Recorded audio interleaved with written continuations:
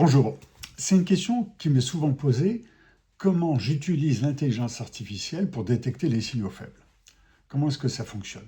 Il ne s'agit pas ici d'une vidéo sur le thème est-ce que je suis pour ou est-ce que je suis contre l'intelligence artificielle? Ce n'est pas du tout le sujet. Mais par rapport à mon travail personnel, mon travail c'est quoi? C'est détecter les signaux faibles pour imaginer les chemins du futur. Alors qu'est-ce que c'est qu'un signal faible? En général, dans le langage commun, un signal faible, c'est un fait émergent qui est donc peu visible, qui est potentiel. C'est la partie visible de l'iceberg. Dans ma théorie à moi, la partie visible, c'est 10% d'un iceberg. Il reste donc à comprendre 90%. 90% qui sont cachés. Donc pour moi, un signal faible, c'est un fait paradoxal qui inspire réflexion, au pluriel, réflexion avec un S. Donc c'est une partie cachée, c'est la partie invisible de l'iceberg. Donc on ne sait pas ce qu'il y a en dessous, et en plus on va l'inventer. On va le créer, on va l'imaginer. Et le futur, il est là-dedans. Je vais prendre quelques exemples qui me sont arrivés récemment. Bon, vous avez tous entendu parler de la Red Team. C'est la vision de la guerre du futur au ministère de la Défense. Bien. Et comme on est dans une époque de guerre, autant en parler. La guerre du futur, donc à un horizon 2030-2060, ça a été imaginé ces 5 dernières années, c'est parti sur des exemples, sur les neurosciences, le New Space, l'effondrement écologique, les systèmes autonomes, l'utilisation de l'intelligence artificielle, les acteurs et non étatiques, etc. Or, qu'est-ce qu'on voit avec les guerres d'Ukraine et d'Iran? C'est la guerre du pauvre. C'est la guerre du pauvre avec des drones. Bon, ça coûte entre 300 euros et 3000 euros, en grosso modo. Et à partir de cela, la Russie aurait perdu en 3 ans 4000 tanks. Et puis, on développe des antidrones. Des antidrones, donc tout un système. On a vu Zelensky aller dans les Émirats arabes unis et leur vendre des systèmes d'antidrones. Et aujourd'hui, les puissances occidentales font la queue pour fabriquer ces antidrones. Et puis, ce sont des brouilleurs d'ondes. Qu'est-ce que c'est qu'un brouilleur d'ondes? C'est un petit truc qui coûte 50 euros. On va se le faire livrer par Amazon. C'est un brouilleur qui fait qu'un cargo de 200 000 tonnes est perdu dans le détroit d'Ormuz.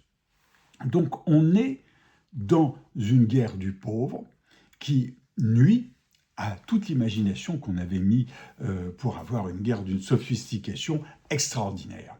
Et puis c'est aussi la guerre hybride. La guerre hybride, ça coûte pas cher. C'est beaucoup de désinformation comme c'est utilisé aujourd'hui, en particulier par la Russie.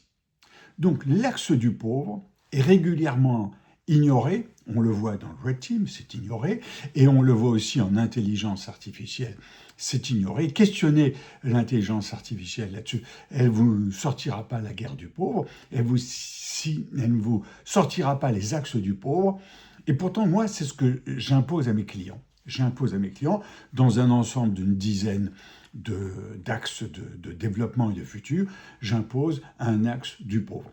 1 ou 2 ou 3 axes du pauvre. Et je donne un exemple là en dessous, comme il y a à peu près 10 ans, j'ai imposé d'imaginer la ville souterraine. Aujourd'hui, c'est une évidence et on a besoin de la ville souterraine pour plein de choses. Regardez la vidéo que j'ai en dessous. Interrogez là aussi, est-ce que la Chine est le maître du monde? Et l'intelligence artificielle vous dira, mais non, c'est pas le maître du monde. Ils sont pas mal, ils sont forts, etc.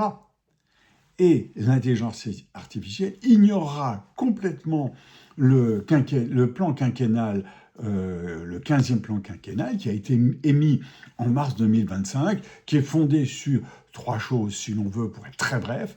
1, on a le temps. 2, on fonce sur les technologies, et je ne vous les liste pas, et on fonce sur l'éducation, et je ne vous le développe pas, mais vous imaginez ce que c'est. Mais vous ne l'avez pas, la réponse de l'intelligence artificielle. Or, pourtant, la Chine nous prouve tous les jours qu'elle devient maître du monde. Demandez-le à l'IA opérationnelle, à DeepSeek.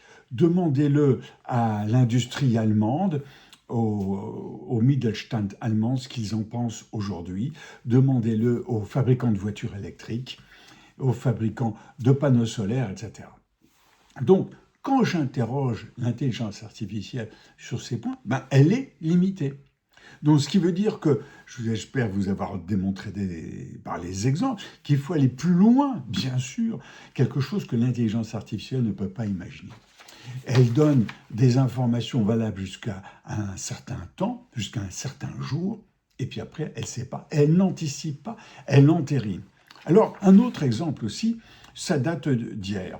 J'interroge l'intelligence artificielle sur Leila Slimani et sur une question que j'avais à poser par rapport à Leila Slimani. Elle ne connaît pas Leila Slimani spontanément et elle mélange Leila Slimani avec une phrase qui est « Al-Islam ouva al-ilahi », l'islam est la solution. Elle mélange les choses, elle devine le mot et elle imagine des mots complémentaires que j'ai mis derrière.